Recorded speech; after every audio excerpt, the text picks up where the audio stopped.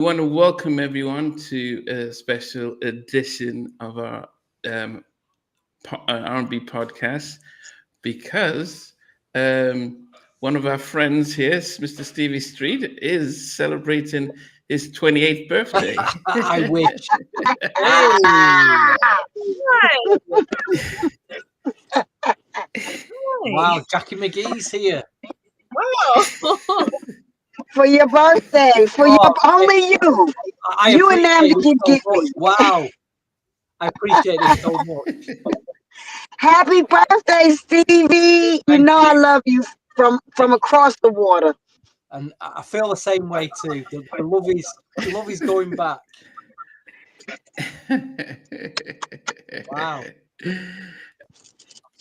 Yes, yeah. Jackie, this Nice is a to day. meet you. Hi, You. how are you? I'm doing great. How are you? I'm good. I'm good. Awesome. I love Hey, your work. Namdi. Thank you, love. Hey, Jackie. Thank you, love. Yes, yes. I mean, Stevie, as I said, he wanted to celebrate. It's good that he's decided to celebrate it with us this evening. So we wanted to send him some love and, for all he does for music and his passion and everything. Yeah, yes, Oh, mate, yes, you're gonna make me shed a tear here. Don't.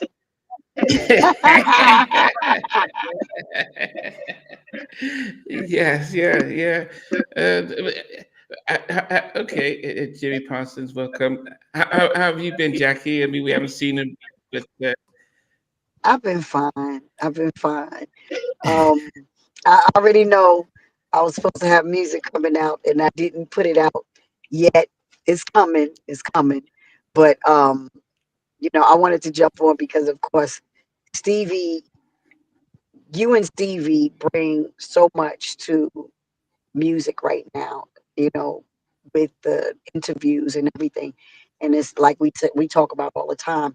It's nothing like what you guys are doing. And the countdowns, they are always funny. They're always hilarious because it's like, okay, what number three? What is that? We get crazy with it. But I can't stay on, but I wanted to come on because I couldn't miss Stevie's birthday. That's number one, you know. But number two, I gotta tell y'all this quick story before y'all go into the countdown because I gotta jump off in a minute. So, Stevie, I know this is your favorite album. I know this is your favorite One of album. them. It is one of them. So one of your favorite albums, and probably your favorite album for the '80s. You would say? Would you Yeah, say for the '80s? late 80s when it came out around that period. Okay. Okay. So Jody Watley was like I called her the Black Madonna when she came out, and we were label mates. So yeah, MC. yeah, she came out in '87, but I didn't sign to MC until '89. But I'm a huge Jody Watley fan too. So when I was with Teddy, we had a band, right? And y'all know this story. We had a band. We were 19 years old. So we used to do I'm looking for a new love. Wow. And oh my gosh, you talking about killed it? Oh gosh. Just imagine Teddy, like, at rehearsal already is ridiculous. Teddy Riley is insane. Um, and he was insane when he was 19. We would have these rehearsals as if we were, Jody Watley's real band. So um, the band was killing it. Teddy was on keyboard, and then Carl Borelli, another guy in the band, he's the one that produced "Do Me Baby" on BBD. Um, he was in the band on keys, and Teddy was on keys. So you know how it comes in. That sound for them.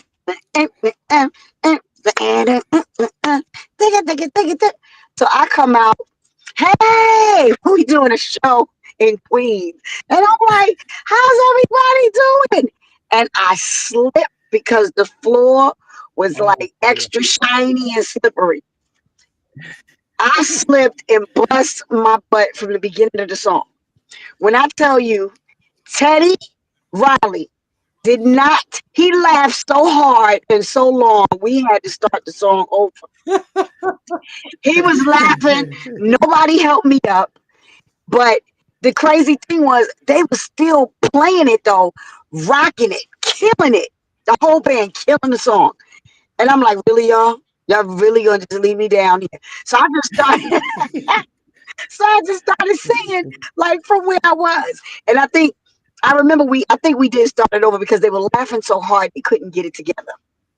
But when I tell you that is one of my favorite songs, not just because of the experience, but it was that time Andre Simone was hot and he was killing it. You know, that sound was killing it. And I kind of feel like Janet had that sound too. You know, that Jam and Lewis kind of picked up that sound too to rock with that. But that's it. That was my Teddy Riley story with us Wow.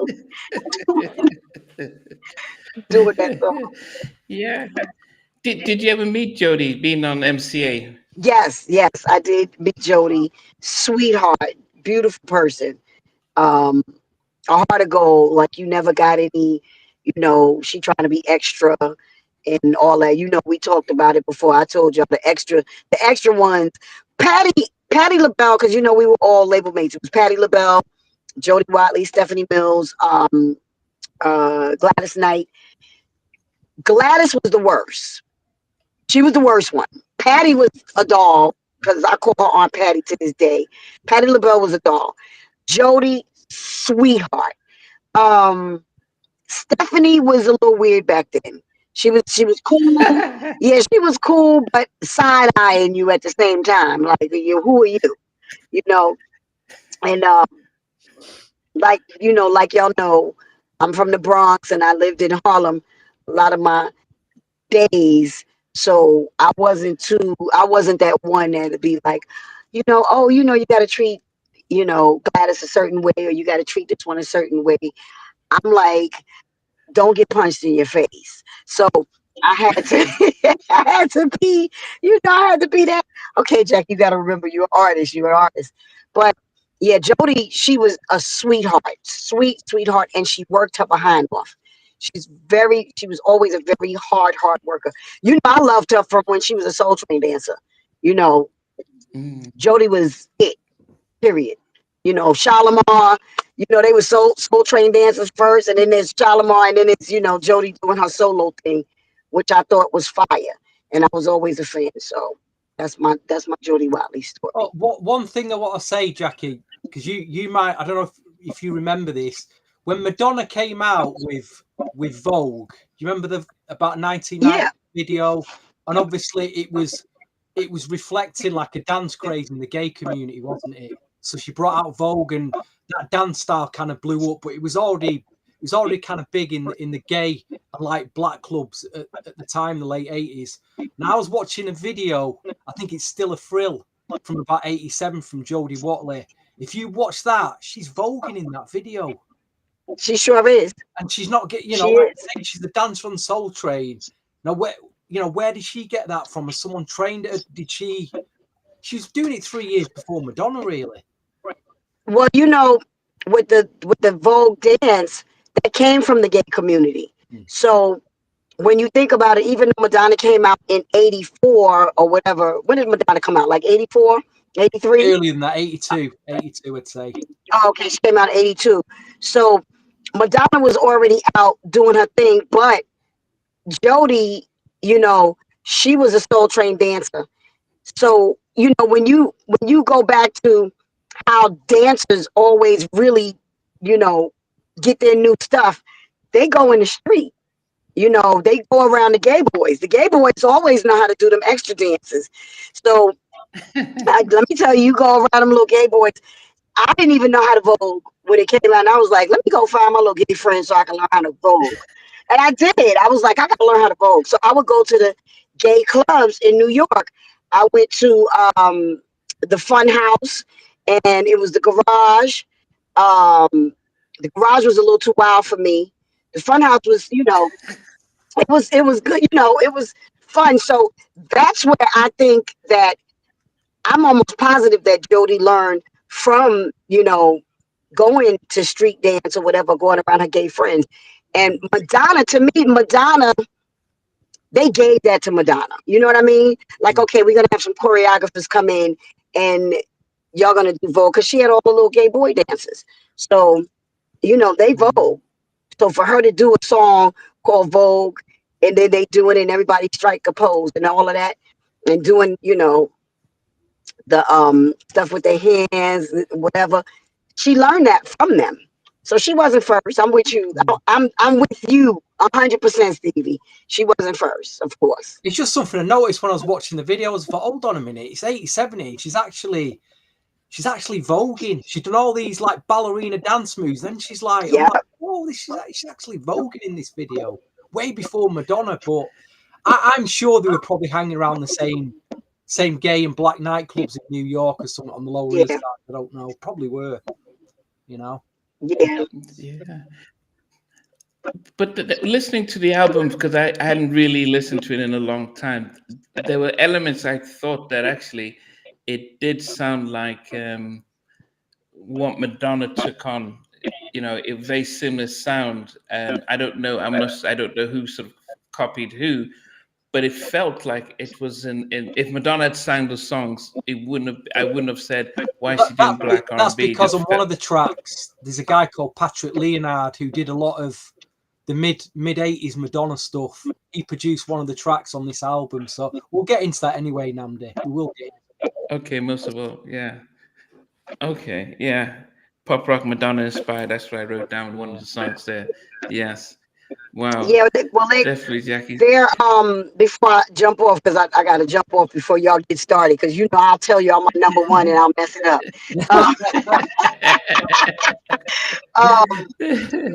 Like Stevie was saying, and like y'all was saying, the sound that was out at that time. I think how everybody sounds the same today with all the little R&B songs. You don't know if it's Money Long or somebody. I don't know who's who, and they all sound alike. I don't. They have that, because they have that sound, that same sound. Everybody do those same little riffs or whatever.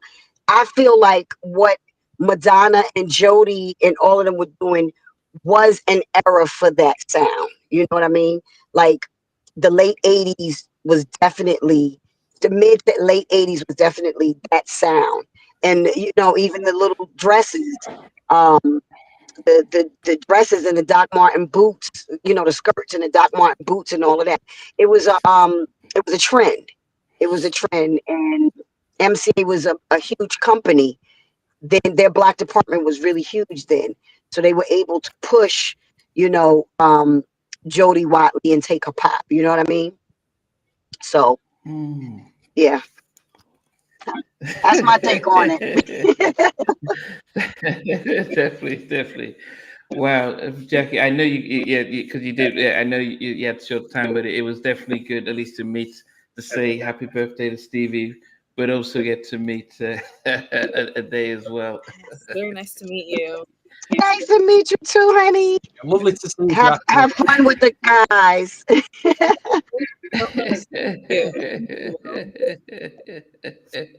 So, Stevie, yes, enjoy your birthday. Thank you. I love you to the moon and back. And go listen to all your favorite joints, every single one of them. I will. Every one of them. Even me Jackie McGee album. That's right. All right, y'all. I love you guys. Thank you, Namdi, for hitting me up. Let me know. Nice to meet you, Lovey. She's so cute, so pretty. Stevie, enjoy your birthday. Stay safe and be blessed. All right. When you get that music to us when it's ready, but don't rush it, Jackie. Don't rush the art, as they say. Don't rush the art. I'm not gonna rush it. I listen to you. All right, y'all. Take care. All right, Jack. Okay. Bye. Wow. Oh goodness, that's always great having Jackie around. While you've been here, lots of people have been wishing you happy birthday. I really Stevie. appreciate that. I can not see sure it all if playtime, Chimby. Yes. Yeah, Malik, Dallas, Austin, Sabernia, Emma's here. yeah, Malik, yeah. Who else? Alex is here. Dallas is here. Is it Suburbania? Jimmy Parsons here. So we've got a few people tonight. Yes, yeah, wishing you happy birthday. Playtime as well. Yes. Yes. Anyway, yes. Okay. Dave, had you met Jackie before? No, it's my first. He's mingling with the stars tonight. Oh my god. Make it last forever. Just noticed the day's changed now playing LP to Jody Watley. And I've just noticed in the background there. I'm really jealous Okay. because I've not got that one. I've not got that picture cool. One day. Yeah. Are you shocked when she came on the screen? Steve, she was asking, were you surprised? Surprised by what? I'm stunned. Jackie. I'm just like absolutely stunned. I took a little take there. I was like, what? Yes. Okay, back to this album, Stevie. I mean, when did you get introduced to it? Very similar to where I got into Guy when I heard My Fantasy in '89. I was also hearing Friends, a single in 1989. So, But that was the second album, right? yeah, before she dropped a second album, she released Friends as a single because it was the first single off the album. So I'd already bought the single, and very similar to what I found in going through the album racks and seeing a Guy album from '88, and I'd see a Jody Watley album from '87. I'd skip past them, going, "What are these?" So obviously, I'd bought the single Friends, was blown away by that, and then I remembered, hold on a minute, I skipped. There's an album buyer in my local record store. I'm gonna go down there and get this album. So in about, so obviously I got it 2 years late. Played this album. Obviously, it wasn't New Jack, and it was a sound that just blew me away because it was so up tempo, funky. There's a bit of boogie in there. You know what I mean? I love Madonna, so there was that kind of vibe going on. So yeah, I mean, I was just absolutely blown away by it, and that was my love affair started with Jody Watley. I mean, after that, in about '92, my best DJ friend, who was considerably older than me at the time, would take me around record shops, and I remember because I didn't even know who Shalimar were. He said, "Steve, you need to get this. He just put the Shalimar vinyl album in my hand, the Friends album, and said, just take this home with you because this is one of the best albums that you'll hear that come out of the '80s. This is '82. You all need a copy of this. I mean, I'm sure a lot of you who are watching have got this album. If you see it, you've not heard it, please get yourself a copy of this." What are the songs on there? A Night to Remember on it, the classic. There it is on here. Okay. Friends is on here. On Top of the World. Oh, it's just a great album. Great upbeat. It'll put you in a great mood for going out. It's just a classic 80s soul album. This. Yeah, it was definitely. I mean, the Shalimar was played at everyone's birthday party. I still remember Shalimar, and even the Off the Wall stuff that was played, or Thriller. I mean, it was just some Earth, Wind and Fire.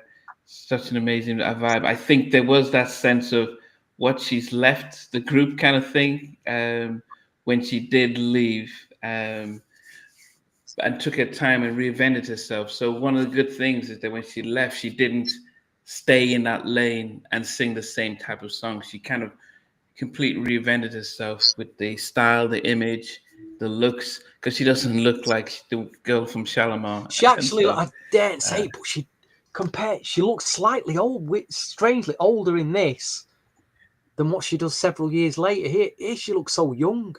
But a day when you're going out record shopping, you'll probably see this in the vinyl bins for about $5. Just grab yourself a copy if you see it. You'll really enjoy that album. I get it. You really. Did you ever get introduced to Shalimar, Dave? Yeah, absolutely. With A Night to Remember. I think that's, one of their biggest hits. That's how I met Jody Watley here. And then I think after Shalimar, that's when I found out that she was on Soul Train, which was like, what? And then I think, did they get discovered by did they get discovered on the show to be in the group? How did that whole process go? Yeah, so it was Dick Griffey and what's his name of Shalom of Soul Train. I can't remember his name now. The guy who What the host, you mean? Yes. Don Cornelius. Pardon? Don Cornelius, yes. Good friends, both of them. And Don wanted to do the Soul Train. He wanted to spend the time with that, while Dick was saying, we need to do a label. And it was like, no. So it was supposed to be, Solar was supposed to be Soul Train radio. It was supposed to be the record label for it, Sounds of LA Records. But they just went their separate ways when it came to it. But all the Solar artists, the Whispers and Shalimar, and would all be on Soul Train. They would break them all on Soul Train, and and the Good Girls were dancers on Soul Train before they also got a record deal as well. So yes. Chim Beach mentioned Jeffrey Daniels from Shalimar invented the moonwalk, and Mike was always looking for something new. You might invent something, but Michael always perfected it, and it's always going to be the case. Yes. So, I mean, Ade, what did you think of the Jody album? It sounds like what the 80s in my mind looks like, if that. Like the big hair, the clothes, the big earrings, the red lipstick. I love it. And I also, can I say it? I love a little, let me say, a little feature from a special person. That happens to be on this album. It's just so 80s to me. It's so 80s, and I love it. I love it. But I also love her 90s era, like with Affairs of the Heart. Like that professional, that classy, sensual look. Yeah. The short hair. Yeah. Yeah, and I think I got to know her. I knew her from Shalimar, but I think I knew her the second album when Friends came out with Rakim, because Rakim was quite popular. So that drew me into that. I mean, you got to think though, she is an icon, because the way she's moved out of, like you say, the late 70s disco era where she started into the 80s, changed the look, the fashion, the style, the dance moved. Then, like you say, into the 90s with that more sleek 90s look. Still going by the late 90s, still putting albums out, and she's remained. I mean, she's posting more now. She seems to be more relevant now than what she was back then. I mean, it's incredible, really. But you got to put her up there with Madonna and the Beyoncés and the Janets of this world. She's right up there. I know she did quite a lot of albums for MCA, but I just wish they pushed her more. They could have pushed her a lot harder for me. Yeah, I think that was definitely one of the challenges with MCA. They just had too many. They had a market on black artists, and they just couldn't push all Jody of them. was the star, mate. She just, I mean, look at that picture behind you. That's like every college guy's crush you're seeing there, Namdi. Dare I say it, that's a lot of white guys got into black women through Jody. I'm telling you, through Jody Watley. That's where it started. Yeah. She was known for her big earrings and her fashion and her style as well. Yeah, I mean, it was, as I said, definitely. It can be 3 or 4 games in a row, but definitely it's definitely a good album, and it will be good to be able to talk through it and see what we thought about it. Now we're going to start with you, Stevie, because this is not just being the birthday boy, as everyone is saying. Kyle, good evening. Derek from Minneapolis and Jim Beats, we've mentioned that, but this album better than all of us here. So, and I did, for the record, I didn't put the New Love extended mix because it was pretty much the same song. So how many songs did y'all put? Yes. How many songs did y'all put? Okay, 9. Okay, just make sure. Awesome. Yes. So Stevie, what comes in at number 9 for you? Well, let's just say you've got 3 kind of powerhouse production units going on here. You've got Andre Simone from Prince and the Revolution. He brought his funk Prince sound to this album. You've got Patrick Leonard and Gardner Cole. They did a lot of work with Madonna in the 80s, especially Patrick Leonard. Him and Stephen Bray wrote some of Madonna's biggest records. And then you've got Bernard Edwards, who's one half of Chic. Yeah, this is where I'm going to start at number 9 with, dare I say it, it's the only track I don't listen to. It's the one track. And it kills me to say it because you've got one of the biggest pop stars out of the UK on it. Oh, George. Old George is on it, and I'm listening to this track, and it was obviously recorded. The track was recorded in the UK. There's no doubt about it. This track was recorded over here. Unless Jody wants to come on and prove me wrong, but to me, when I listen to it, it kind of appeals to, say, fans of the Rolling Stones in the 80s. It is a very pop with a rocky edge to it. What? And I just don't, I'll be honest, the only track that I don't listen to on the album, and it kills me to say that because you've got George. Obviously, the George Michael connection came through Band-Aid and We Are the World in 84, because Jody was actually part of that, wasn't she? Do you remember Band-Aid and We Are the World?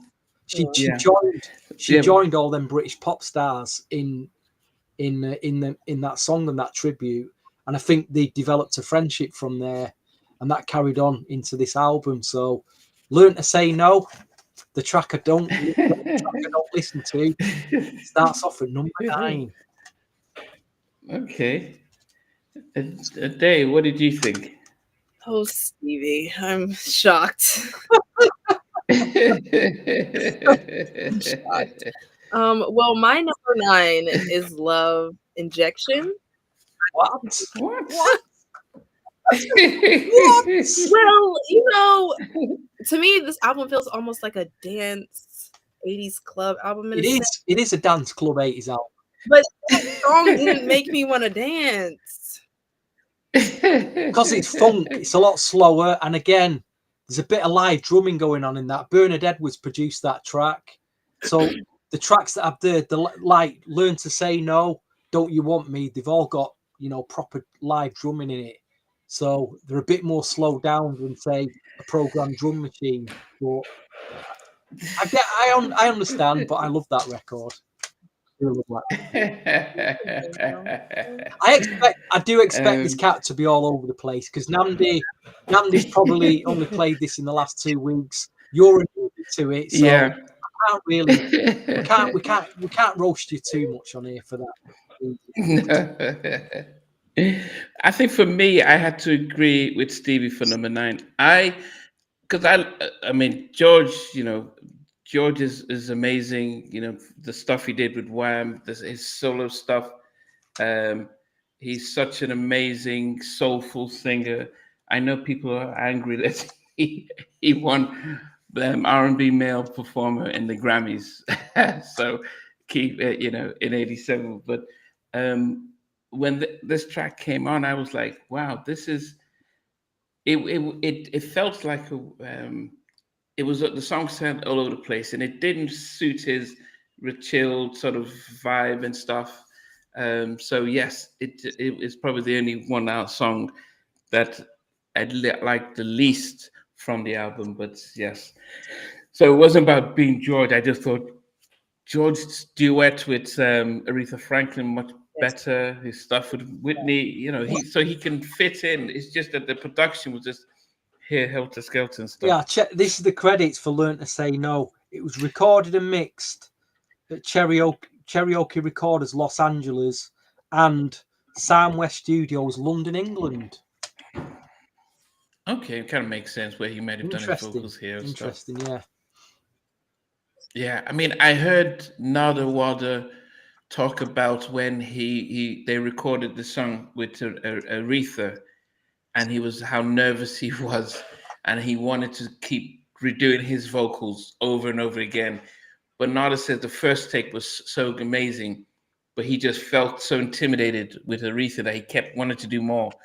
And then, and how he had to trick him into just keeping the first one, knowing that no matter what you do, you're not going to outsing Aretha. So just keep what you had and stuff.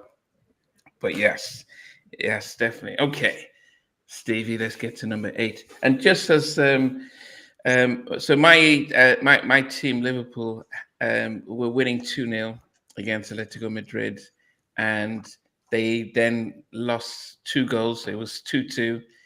In the last minute of extra time, our captain Van Dijk scored the winner. So 5 games in a row, we've come from behind to win a game. So if you spend 400 million in the transfer window, we kind of expect these kind of results, man. They don't expect anything less, mate. The team that doesn't spend any money like Man United, the red cartel, so they don't spend any money, do they? Only City that spend money, apparently. Anyway, let's move on now, Michelle, from football and get to my number 8. I must admit, my number 8 and 7, again, I didn't play much, but one of the tracks, when we get to it, just blown me away, and I'm kicking myself as to why I've not played, because my top 6 is just my all-time top 6. But anyway, number 8 is For the Girls. Good. This is For the Girls. I'm not a girl. What? I'm not a girl, am I? It's not for the girl. Oh my God. It's not really For the Girls, Namdi. Okay. It's at number 8. Is it because it's about girls, or you just didn't enjoy it? This is what I'm saying. There was another 2 tracks from this album I didn't play much, and I'm kind of kicking myself because they sound amazing. And from 8 to 1, I love all these tracks, but it's at number 8 because I least played it. So there you go. Number 8. Yeah. Wow. For the Girls. This is produced by Andre Simone. It has. Yeah, I do. It's a great track. It's a fantastic track, but I just didn't play it much growing up. Kind of kicking myself for that now. Oh my goodness. Dave, what did you put? What did you put on at number 8? I have Still a Thrill. What? Yeah. I just wasn't feeling the chorus. That's what I have as my note. I just wasn't feeling the chorus. Still a thrill. She changed the voice in that track as well, doesn't she? It's a bit deeper. Still, I like it though. It's just not on my. Okay. Yes. Yes. Yeah. So it actually made my number 8 because I did feel I couldn't understand what she was saying, and I wrote down sounded like a Madonna song, but funky. And as I said, because I don't know the timetable as to who came out with the style, so it maybe Madonna imitated her, but it did sound like it did sound like okay. It's so. This Andre Simone, is he the one that did Madonna, or did Prince? Because he's a guitarist, isn't he? Yeah. So I mean, there's a number of stuff that I write down that it sounded like Minneapolis, felt like Prince, in some certain areas and stuff like that. Yes, but yeah, I love the Minneapolis sounds. Yeah. So, but as I said, it was a nice video, and I liked it, but I had other songs that I really loved more. Fair enough. Okay. Yes. We're into number 7. Into this this I wanted to put this in my top 3, but again I don't know why I didn't play this track at the time. Actually, this track has got exactly the same groove bass line as another track. There's 2 tracks now that've got exactly the same bass lines on them, and this is one of them. Number 7, Do It to the Beat. What a fantastic track. It's killer. I've not stopped playing it all week, I'll be honest. I wanted to put it in my top 3, but I thought I can't put it in my top 3 based on I've only been playing it for a week. So, but it is my new go-to track now, this Do It to the Beat. But what a... And you put it at number what? 7. Upbeat, funky. Oh gosh, it's a brilliant track. Do it to the beat. Do it to the beat. Come on. Da, da, da, da, da, da, da, da, da, da, da. I wish they'd put this out as a single. I know why they didn't do it though, because there was another track that's got exactly the same bass line on it that did get released as a single. Yeah, that's what I noticed. Some of the beats sound have the same. Well, that's what I'm saying. The same.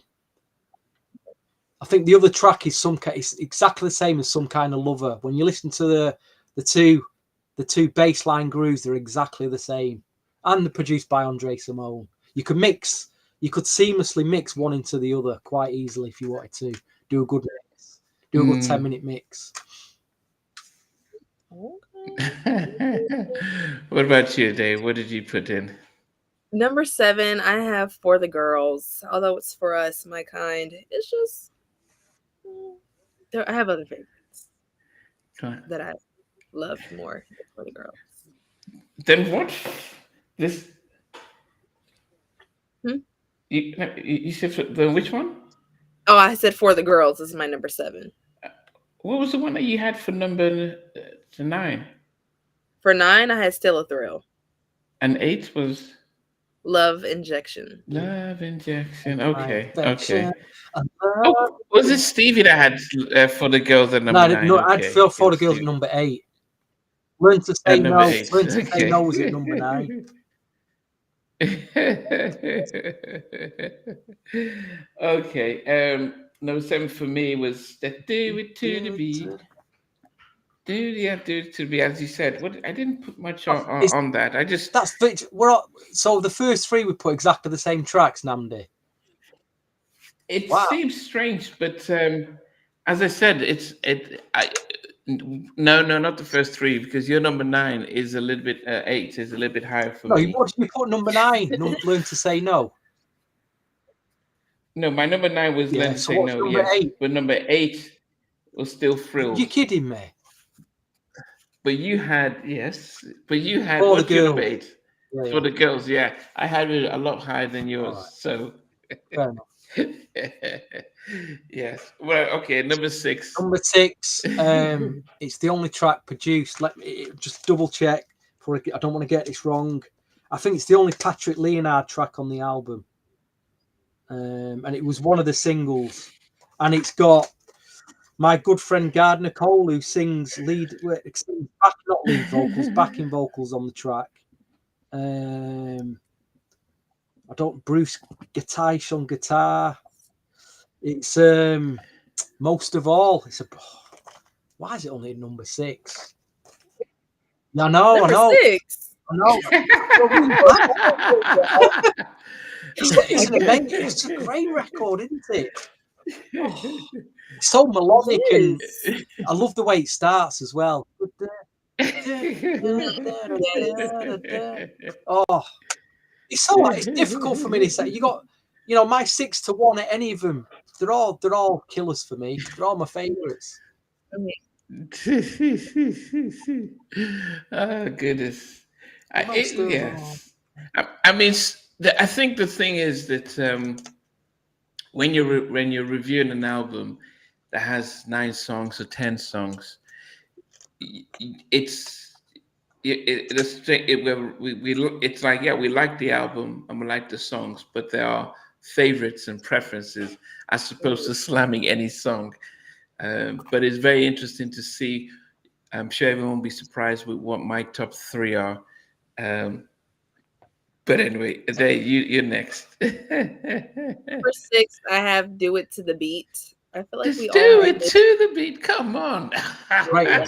Yeah.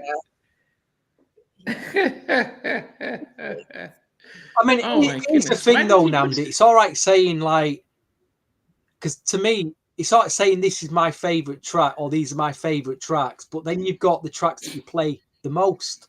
And I think sometimes you got to be in the mood sometimes for your favorite tracks. Like I say, if it's a ballad that tears you up, you ain't going to play it all the time. You might play another track that's more upbeat or more generic that you may play a lot when you just round the house or you're you're going somewhere in your car. That's what I'm saying. It's like I do base my tracks on what I play the most. I'll be honest. What do I play the most as opposed to like what are my favourites, but it's a hard balance to get. It is a hard balance. Yeah, definitely.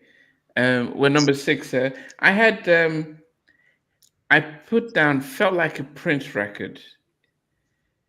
Love injection. Maybe it's the guitar also, but I felt it got inspired by what Prince was doing. Um, but I would say this, that I listened to this album and I thought, apart from one or two songs, if I had never seen any imagery of Jody, I wouldn't say that she was. I wouldn't know who was singing it, and I think if I was old enough during the 80s when these songs with this album music was released like this was very. I mean, I think that Dave, it's interesting that during the 80s like this, there was very little segregation of music. So you didn't have your R&B stations playing pure R&B. I mean, you have R&B stations playing, like Earth, Wind and Fire and that kind of funk soul. But then you'd have artists like Stevie with some part-time lover. You'd have a Jody's what she's doing here. I'm just, even the Janet stuff. It wouldn't be surprised to see even white artists like even Madonna stuff all sounding the same, and you have more of those type of stations. It's really, we got to the late 80s into the early 90s where it was very much hip hop and R&B, and the sounds came, and it was very much of a color barrier. Okay, white, you had a few the exceptions, show like that a a day George needs to watch really to see how diverse the 80s was is Top of the Pops. If you watch Top of the Pops, where they just have one different artist on who's in the charts in the 80s, you'd be blown away. There was still artists in the 80s that were making records that sound like they should have come out in the 50s, like Shakin' Stevens, Cliff Richard, and you're like... But think about Culture Club. Think about Culture Club, Think about Georgian Culture Club. And I mean, most of the music was very much accessible. I mean, Donnie Simpson, when I interviewed him, he was saying how he helped break Elton John with the Benny and the, I can't remember the name of the song, but he said that when they played it on his R&B station, they didn't know he was a white man. Yeah, Benny and the Jets. Because it was Benny and the Jets. Yeah, they played it on DC radio. They didn't know who he was white because it was just the music. And that's what got lost. I mean, yes, you had the Temptations and you had Motown and you had the Philly International who had a core souls type. But a lot of the people in the middle, they could go either way and stuff. I mean, What do you think of the fashions a day? Because you're at a very impressionable age. You're looking at Jody. I'm not sure how old Jody was back then, but what did you think of her style back then?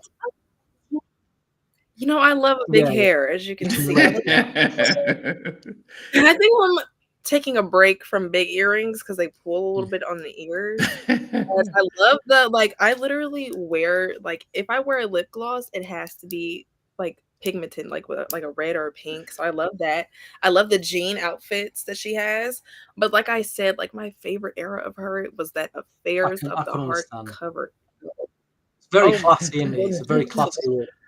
Yes, very classy, very sexy. She looks amazing in it with the short haircut right here. We'll have to persuade Namdi to do that album at one point. Yeah. Benson is saying happy birthday. He says, "Oh my goodness!" He says, "I had final surgery to remove a kidney stone." Wow. I hope you're all right. Anyway, hope you're well. Just hope you're all right, man. Okay. Yes, definitely.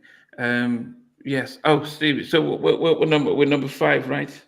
Number 5. Yes, Stevie. Number 5. There already. Yes. This might surprise a lot of you, but it was the lead-off single from the album. Probably one of the biggest tracks from the album. Looking for a New Love is at number 5.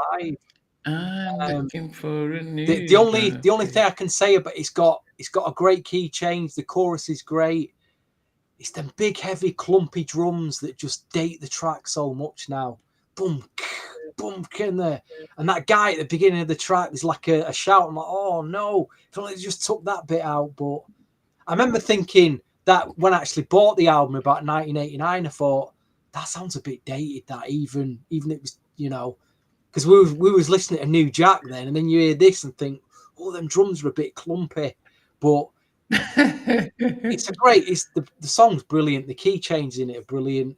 Just the drums, man. But number 5 had to be in my top 5. Could not be in my top 5, so it's at number 5. Yes. Just So as do you keep go ahead. everything you bought in the 80s you still Sorry? have? So everything you bought in the 80s, like Everything that I what? Bought in Yeah, the like- 80s. What you mean clothes that I had in the 80s? No, music. All right. No, of course. Yeah. Still has his little shoes. I've still got clothes from the 90s. It's crazy, isn't it? They're probably worth a bit of money in the thrift store at that time. I ain't got any clothes from the 80s left, though. Oh goodness! No, Stevie has his music and stuff. Just before I move on, I think Benson says, "Did you Doja Cat's? Did she? It's almost like she's doing oh, what's that guy's name? Bruno Mars. With her new single, it feels like that. But anyway, well, so many, you know, a lot of them female artists now, they've got to get away from the sound that they've been doing before. This baddie girl trap sound, it's so played out. It's unbelievable. I'm more interested to see what Cardi B is going to do, because apparently Cardi B has got Janet on her album coming up. Yes. And you know, how do you listen to Cardi B? Because everything that comes out of her mouth is pretty. She's got a potty mouth, you know. She's so funny, Stevie. Like, she's so hilarious. Like, she's fair play to her. Well, you know, I did kind of enjoy her last album, but anyway, it's about Jody, isn't it? It is about Jody. What number are we up to anyway? Number 5. Okay. So for number 5, I have the same one, Looking for Love. Oh. Also Looking for Love. At number 5. Right? Yeah, my number 5 is Looking for New Love. I switched it out with some. Yeah. Okay. I had number 5 most of all. Pop rock track. As I said, I wrote Madonna. Yeah, you got spot on there, Namdi. You got them spot on.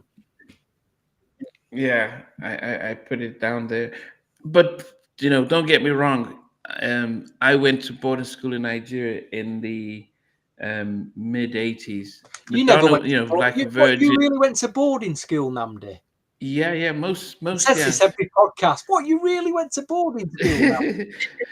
I didn't know that. You know, listening to some David Foster in the dormitory. But what I was trying to say is that Madonna was big. You know, that's Like a Virgin and Last Night Bonita. That, you know, it wasn't so that's pop or that's white music. It was just fun music. So when I say Madonna type of inspired or stuff like that, it doesn't mean that it's anything bad, other than it just brings back memories. And Madonna was massive in Nigeria during that time as she was around the world. And the music, I mean, everybody. I remember the what's the one that Like a Prayer. We had a songbook and that everyone would just learn because to write the lyrics. So somebody would listen to it and write the lyrics, and we could then copy it. And so when we're hearing the song, we can sing along. And so most of these songs I still remember that. So number 5 for me was Most of All. Nice. You had it one higher than me. Okay. All right, number 4 for you, Number 4 Stevie. for me had a very Prince-esque funky guitar all the way through it. I thought that the video looked $1 million with the chandeliers and that big. I don't know. It looked like it was somewhere in Italy where they filmed it. I'm not sure, with the dancer and the chandelier and the big staircase, but still a thrill. The very Prince funky-esque Andre Simone vibe. Still, I do like a vocal in that. She changed the vocal up a bit. It's very funky. So number 4, it's still a thrill. Yeah, I said sound like Madonna, but funky. Yes, still. And I'm thinking this is not an R&B album. I'm listening to. I'm thinking this is not R&B. What's going on? This is not what I expected. But remember on the Karen White podcast, Namdi, where I'm talking about in the late 80s, just before New Jack took off, there was this sound here. Karen White was doing Pebbles. Jody was doing. It's so underrated. It's like this pop dance, R&B up-tempo sound that nobody plays it. And I'm like, listen to it. It's incredible. Again, he's tapping into this sound, to be quite honest. I know my friend Anil, one of his favourite tracks is Pebbles, Mercedes Boy. He just loves that. He does like this sound as well. Oh, goodness. Okay. What we're number 4, Stevie? What did you have for number 4? So, Dave, what's your number 4? Still thrill. Okay. I have Some Kind of Love, and then my note is song sounds like what the 80s Some Kind of Lover to me. Some Kind of Lover. Yes, that's very. It's some kind of lover. Oh, it's in your top 5 then. That's good. Number 4 for me is Looking for a New Love. Sounded like. Oh yeah, it reminded me of what have you done for me lately? So from the Control album, I felt it. You got it too? Yes. When she was like something, little things is all you seem to get. Like when Janet says that reminded me of this. Yes. Yeah. That's what I put down there. So it reminded me of that. But you said Andre Simone was from the Prince stuff. Yes. Stevie? Yeah. Yeah, so you could see the influence from Minneapolis and stuff like that. He says, Benson says that his Larger Than Life is his favorite Jody album. Is that the one, Fred? Yeah, that's the one after. I need to listen to that a bit more. I do need to go back to that album. Okay. Well, we'll find time to do it for you, don't worry. Okay. What era of music is Jalen talking about? The 1987, 1986. What do you even exactly? It's the truth. What do you call it? I don't know. It's like an overhang from Thriller. I just don't know what to call it. It is because after 84, most male artists were trying to do Michael Jackson. You know, they were. So you had this big for years, for like 80 till 86. You had the. I find these albums from these artists I've never heard of. These black artists, and I think, my God, they're so hard to be Thriller here. You know, they just bombed. They just didn't sell anything. You know, and they're there in the stores. They still sealed these out for about like £1 or £2, I think. And they just sound like, you know, they try to do Thriller or something. You know, bad overhang. Yeah, you just couldn't do. I mean, yeah, because Michael had the soul as well as. He was doing something unique and different. But 86, as I said, if you think about that, we had Thriller, we had all the Madonna stuff, we had it was a fun time for music, probably one of my favorites. I mean, I know we talk about the 90s because it was, we had all the great band artists and songs. But the 80s was real fun. Kool and the Gang. Kool and the Gang. Yeah. Goodness. Cherish. And Kool and Gang. Yeah. They would with JT Taylor as their lead singer. It was just definitely a different time of just great music and great fun. Cameo with the big red cod pieces. Cameo. Word Up. Single Life. I think Cameo. Yeah, they were massive. So that was It was just a different. It felt fun. Anyway, top three.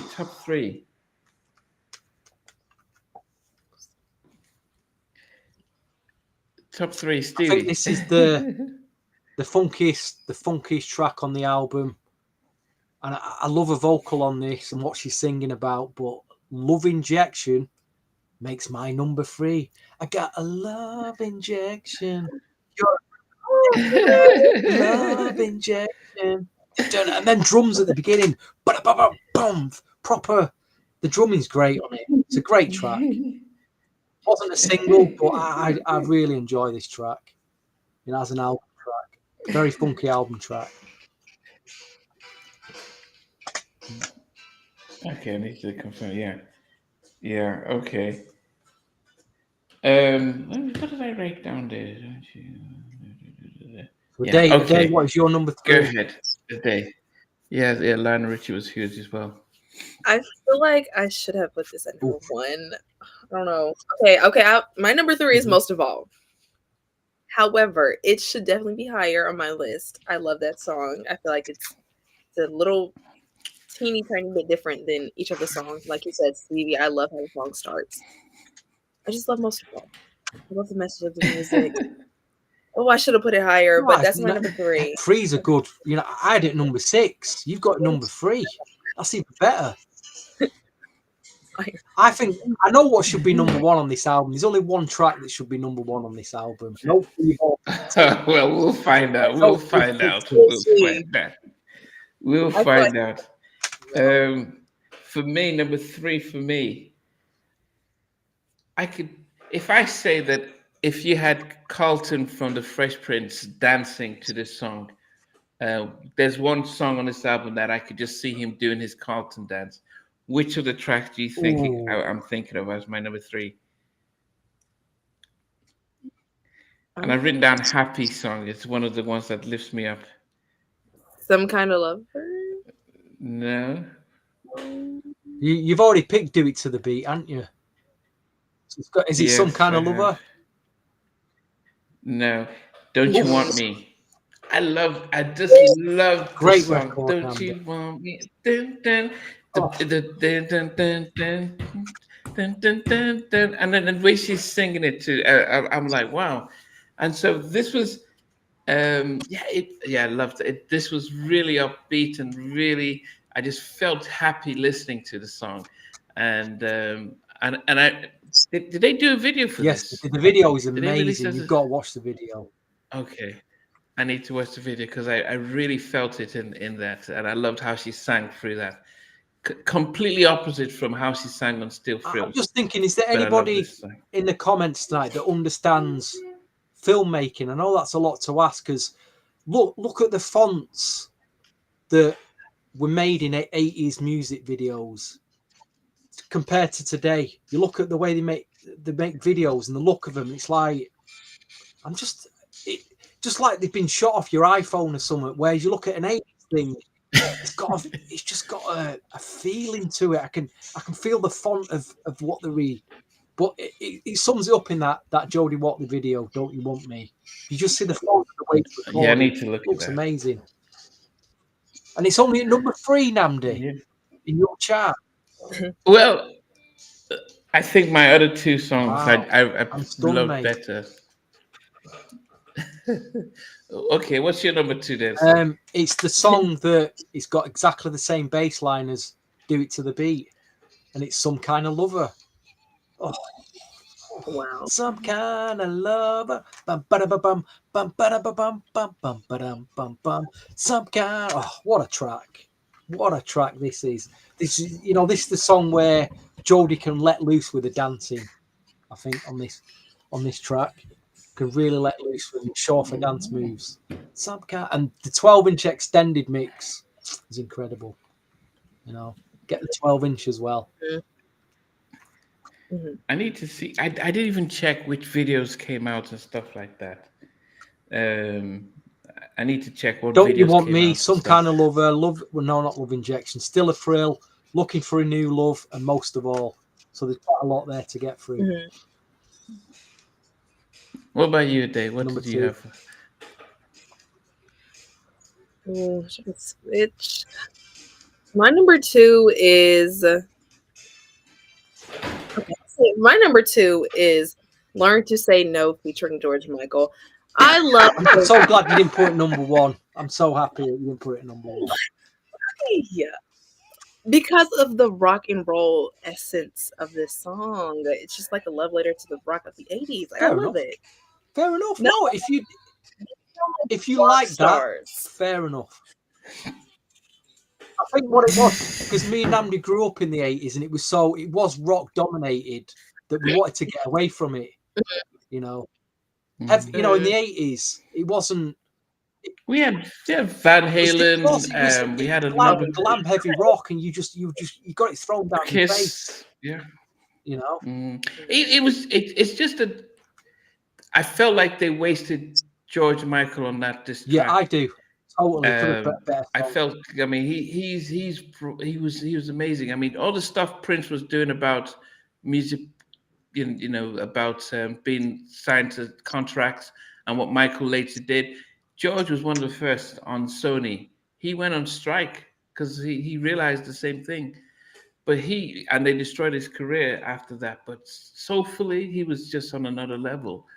But I just listened to this and I was disappointed with how they used him compared to when he's collaborated with Aretha and other female singers, or even the one he did with Whitney off her other album. I can't remember what it was. Anyway, number two, this was hard for my number two. I battled with this where it was going to be number one, and I had to do a quick listen to think, should I shift them around? But I think I kept it where it is. What I wrote down here, that it reminded some elements of it. The intro reminded me of Saturday Love. So it's about the drums. You know, is it Cheryl? Well, Shirelle and yeah, Shirelle and Alexander O'Neill. So it felt like a little Jimmy and Terry influence. I was gonna say no, this should be number one, but there was something about what I have for number one that just pushed it over the edge. But Some Kind of Lover, that's my number two. But it would be a 1.5 if I could have pushed it because it was so close to be number one. But I just loved it. I loved the energy. I loved the vibe, and but my number one just edged it slightly. So Some Kind of Lover is at number two for me. Yes. So as I said, I do. Yes. Oh yeah, it's George and Whitney did the duet on the Dark Child song. I can't remember what that was now. Okay. $1 million big ones. I'm operating on 4 hours of sleep because I interviewed songwriter producer Gordon Chambers. Oh wow! I didn't finish until two in the morning. He wrote "If You Love Me." He talks about working with Dave Hall. I think he gives an insight to Dave Hall as a producer that it will blow your mind because Dave was very reserved, so he was talking about him. He's talked about Phyllis Hyman in a way that I've never heard anyone talk about send me, her. Send me, please, after this show, send me the interview, please, so I can watch it. It was 3 hours, so but yes, I didn't go to bed and I got up at 5:45.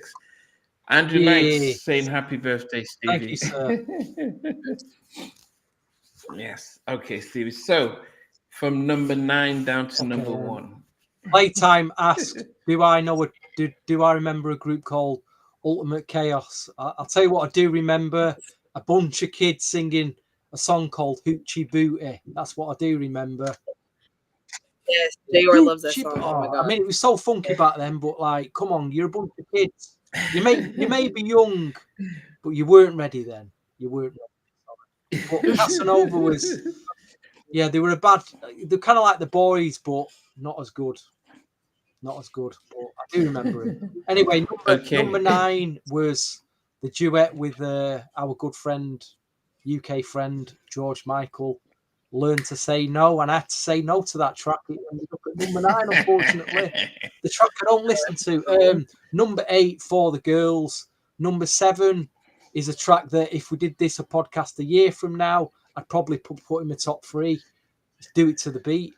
Number 6 is Most of All, which is just an incredible track. I feel bad for even being at number 6. Number 5 is one of her biggest hits, Looking for a New Love. Number 4 is Still a Thrill. Number 3, Love Injection. Number 2, Some Kind of Lover. And number 1 kind of goes back to my high school crush. Yeah, you know, when you got this yearning for somebody, you got a crush on a girl in your high school. And you crush over, and then it's not reciprocated. It kind of that's how it felt. That yearning that just wasn't reciprocated. But my number 1 is the standout track on the album. It's the best video. Jody just looks stunning in it, and that's Don't You Want Me, the album mix and the remix by Louis Silas Jr. I love that record so much. I play it over and over and over again. I still play it to this day. It's one of my favorite oldies to Okay. It was my number. Okay. I had it in my number 3, so I did like it, but it couldn't be 2 and 1 for me. So yeah. Killer track. Yeah. Once you're in my top 3, you're pretty much almost nailed on that. It's Dave, let's go down from 9 down to 1. Number 9, I have Still a Thrill.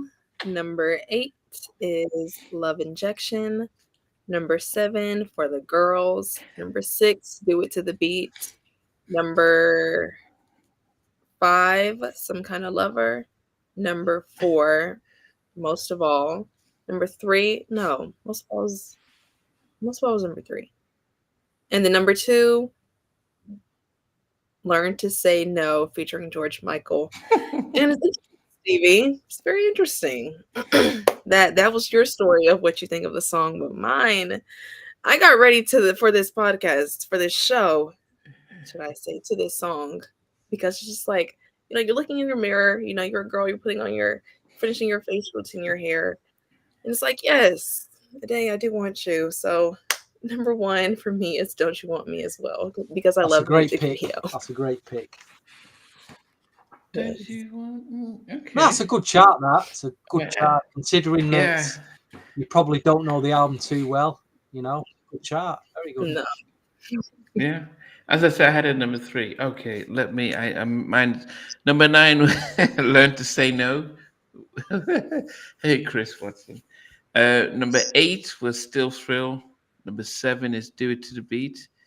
Number 6 was Love Injection. Number 5 was Most of All. Number 4 was Looking for a New Love. Number 3, Don't You Want Me. Number 2, Some Kind of Lover. And number 1, this song had an Easter egg in it. And I wonder if you can guess what the Easter egg was. Oof. You know, an Easter egg is like a clue that ties it to something. I see where you're going with this, Nandi. I see where you're going with this. She says, let's make this a night to remember. And I'm like, what? She didn't, right? Let's do it for the girls. Wow. Let's do it for the girls. Let's make this a night to... She sang it right in there. I said this was it makes it... the Easter egg. It was the most R&B swing track on the album. But when she did say yes, I wondered if people picked it up and says, "Oh, are you trying to bait Shalimar when you put in the lyric, 'Let's make this night to remember'?" But I just love it. Amazing pick that is, Nam. Seriously, I didn't think you'd pick that one, but fair play to you, mate. That's an amazing pick. Yeah, I had Cyndi Lauper with Girls Just Want to Have Fun, And it was the whole vibe of that 80s with that type of stuff. But when she sang this, and I hadn't heard it before, but it was the one track that I kept coming back to, as well as Some Kind of Lover and Don't You Want Me. But it was just this and the Easter egg was like, okay, I could not leave that out. I couldn't leave that out. Oh, okay. And What happened? Andrew Knight's number one was Most of All. Marco, thanks for your birthday wishes. Marco, what was your top 3 of this album, please? I'm interested to know. You're one of our main trolls on this podcast. You do a great job every week. So I'm interested to know. Suburbia had Still Through as a number 1. Wow, that's pretty high for that track. Was that my stuff? That was pretty high for that. Okay. What did you guys? I mean, as I said, for me, it's. I had to listen. Well, I've been listening to the album probably 10 or 12 times. Get it, just listen to it, then listen, then now, okay, let me start to vibe for it. And as I said, I was surprised there was no slow songs on the album. Yeah, same. Yeah, there was no slow, so that's why I didn't think it was an R&B album. It would not be classified as an R&B album. You'll get that in the next album, and I feel you'll get that fulfilled. But I feel I feel that unfortunately this is what kind of started restricting black artists, because they said nope, you need to be, because if you do an album like this where she wins best new artist, then you're more widely accepted. The label's promoting you to internationally. But when you start to go R&B, they're like, well, we just have to promote you to the black market. They're smaller in size, so you're less likely to sell more albums. So there's a part of me that appreciates the fact when she did more R&B stuff, but there's a part of me that realizes that actually you shrink your market, and you don't then become you don't follow the trajectory of Madonna. And Janet had the Jackson name that did still give her that edge. She was still a great artist, but because she wasn't a Jackson, she still was able to still have crossover to the pop market. I mean, what about this, Namdi? I wonder if she wouldn't have had that falling out in Shalimar, would she have gone solo? Because it would have been a travesty if she didn't. I think if she had, I think most of the artists, I mean, we saw that with New Edition and stuff. I think they were signed to really, even the Babyface with the deal. They were all signed to bad contracts. Going solo and leaving Shalimar and doing MCA gave her a big net. Even then, Jeffrey Osborne.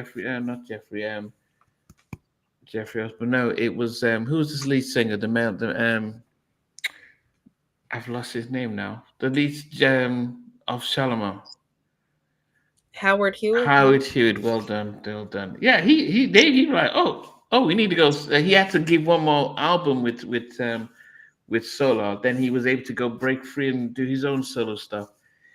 It just meant that you can, and 80s was the best time to be a solo artist, because you can go gold, and that was success. By the time you got to the 90s, you had to go platinum. Videos, Hype Williams was doing $1 million videos, so they were spending more money on promoting, and you needed to sell 2 to 3 million to be relevant. Whilst in the 80s, you go gold or sell 300,000, that was great achievement. And videos are much cheaper, so they could put out. Look at Guy had 7 videos on the Future album. That's unheard of in the 90s. In the 90s, you do 3 videos and then you move on. So I think she was fortunate to go solo when she did in the 80s, where she could build, and she became our own black pop princess. Yeah. So, but that was just me. I just, yes, Marco says she was the Black Madonna, but she could have been as big if she had just stayed in that lane with these That's probably producers. she wasn't Because as this album, wild as Madonna. She's a bit more classier. She's more classier. yeah, no, yeah, no, yeah, definitely. It wasn't the whole. It wasn't the. I think Madonna's. Did she? I mean, Madonna was more controversial because even when she did like a prayer, the burning of the cross, that It was very controversial at the massive, time, wasn't it? very controversial. She Yes, just like a kind of virgin. pushed it You know that. in the 90s. Madonna pushed it too far. I felt. Yeah, she did when she did Pushed it the too far. erotica and stuff. But when she did, like a virgin and like a prayer, that was like controversial. Even the Pope complaining. So she got that attention. But I think Jody was classy with her stuff. And I just wonder when we do review the Larger Than Life album, just to see sonically we may prefer that album, but did it sell as much? And let me quickly do a search while you answer that. But geez, we're getting very lively in the comments again tonight. I don't know if it's a Day Lane effect. I don't know what it is. You know what I mean? Oh, there is. Yeah, we've got that debate going on. Kelly Comments versus- are a debate of their own going Kelly on there. You know what I mean? Come on, guys. No, Jody Watley Day, birthday. It's a word. Is there? There's no There's okay. Let me see now. So, this is surprising because her I mean, the other debut thing is, album guys, went platinum. how blinded do you get by, I'm talking about an image and a woman's looks in the music industry as a singer. How blinded do you get by an amazing looking woman? As guys, we get blinded by this, Luckily, though, Jody was a good one. You know what I mean? Yeah. So I'm just looked, and Larger Than Life You know, did not these sell. female rappers, they're these baddie girls. Oh dear, they're not on the right side of good, are they? These baddie girls shaking the bum bums and everything, and and some of the things that come out of the mouths. I mean, look him. We did, but what you've got now, it seems like every female rapper's in the mate is like that. Sexy Red. What's all that about? So Little Kim was. I mean, you had Little Kim, you had Trina, but it was very far and few because you had MC Light, Queen Latifah, Yo Yo. It was a lot more content than style. Yeah. So yeah, that's and Little Kim came towards the mid to late 90s. Yes. I was just looking at the sales. Jodie's debut album sold over 1 million, Wow. and her follow-up album just sold 500,000. And so that's the lesson to learn, is that when she went more R&B, she sold less records because they weren't playing her on the big records. And I'm just seeing, if there was any. It didn't seem as if she got any awards for this one, as she did with the first one. So, she won Best New Artist. Can you imagine that on her debut album?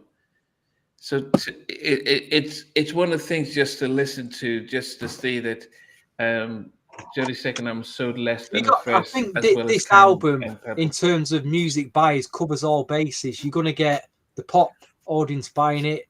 You're going to get the gay music audience buying it, and believe me, that is a big audience. You're going to get, like you say, the black audience. They're going to buy it as well. Whereas the second album went, like you say, went more straight R&B. So maybe it did cut off some of them audiences. I don't know. Yeah, I think one of the things that I've learned over the years, and back in those days, I used to just study. I could study a trend. I could tell the direction. I could tell how successful things were going to go, and I knew that if that's why I knew like a Boys to Men did better than Jodeci, and that was really just because, who's the market? Boys to Men were marketed towards a larger adult contemporary, more of a broader clientele. So they were selling 20 million. You can't sell 20 million within the black community. Um, Jodeci did 2 to 3 million, even though they have more memorable songs for the black community. But we're not, the average, the most you get is 2 to 3, unless you go, you kind of cross over and stuff. So yeah, it's a pity with Jody. As I said, I'm more familiar with her second album, but it didn't sell as well. Yeah. Okay. Saturday, is this Sunday? Sorry, Sunday, the 21st. It is Christopher Williams' Changes album. Is it this Sunday, yeah? This Sunday, the 21st. It's Christopher Williams' Changes album. I need to do some promo videos and stuff like that. Well, we won't wait in Amdy because you'll be dreaming. You'll be dreaming, won't you? Don't wake him, yeah. he's dreaming. Yeah. So you went to see Miss Nasty, Miss Janet. Ooh. Yes, how was it in Vegas? How was it seeing her in Vegas? Oh, well, this is my third time seeing Mother Janet Jackson. And every single time, I'm just shocked. I'm starstruck. I'm in love with her. Like, she's just amazing. So, Janet, if you ever see this, please, give us an interview. Totally. Because, her music is just the evolution of like, the journey from girlhood to womanhood. She's amazing. Queen. And I did get to meet some of the audience members. I got to meet one of her dancers. So it's really cool. What were your top three song moments from the gig? Oh, you said, oh, yes. So she did a transition from Scream to Black Cat. Wow. That was amazing. And then You Want This had like different cut shots on the screen. That was amazing for You Want This. And she did a tribute to Tito, Joe, and Michael for Together Again and had their pictures together. And each one had like a little Janet in the picture. So that was for my top. Wow. Yeah. Yes. My top 3. Yeah. We lost Namdi. We've lost him.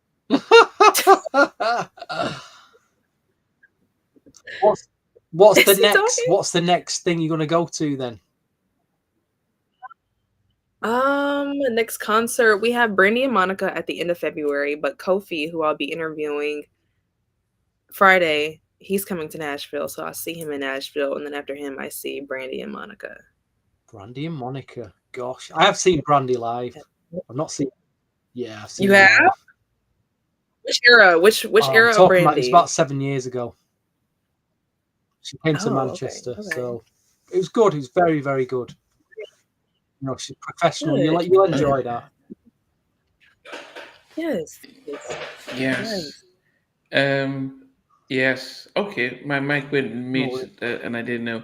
Benson, we will do End Touch. Don't worry. But I've spoken to VJ and Stevie and Andrew, so we'll get there. But this Sunday is Christopher Williams' Changes album, which should be fun. Actually, and that seems really hard right now because it's lots of really good songs on there. And yes. Before we go, if anyone's in Manchester this Saturday, 3 p.m. in the Vinyl Resting Place record shop in Affleck's Palace, I'll be doing a half-an-hour New Jack Swing DJ set in a record store. It's a bye. Wow, are you going to get it recorded for your channel? Try to. I don't know if he'll get past the copyright stage. I'll have to see. Yeah, you can do it on YouTube, but I think you can't do it live. Even if we record it, once we upload it, it's going to go copyright. Yeah, but it's not a strike, so it would still but it'll still be fine to upload if you do a set, so that's fine. That definitely is fine. Okay. As I said, I've been operating on 4 hours of sleep. Time we go, Namdi. Time we land the plane. Yes, I've been operating on 4 hours of sleep, but it was good. So once again, guys, let's wish Stevie a happy birthday. And we also want to thank Jackie McGee for coming and wishing Stevie a happy birthday as well. Yes. So we will see you guys on Sunday for Christopher Williams, and then we will decide what we'll do next. But we'll catch you guys. Thanks for joining us, and we'll catch you later. Good night. Good night. Hey guys, thanks for watching. Thanks for being a part of Halftime Chat. Please remember to subscribe, share, and comment. But most importantly, why don't you become a member of Halftime Chat? We've got amazing videos, amazing perks, and being able to support the channel. But anyway, thanks for watching. Take care. I never participated in that kind of. Somewhere in between us for even loving us, on which I didn't miss you with. What was it like growing up? She's still making an impact on 4 houses down. I have a couple of pieces. Trying to get this one and that one. That works for me, but just for me. No. Okay, okay. It was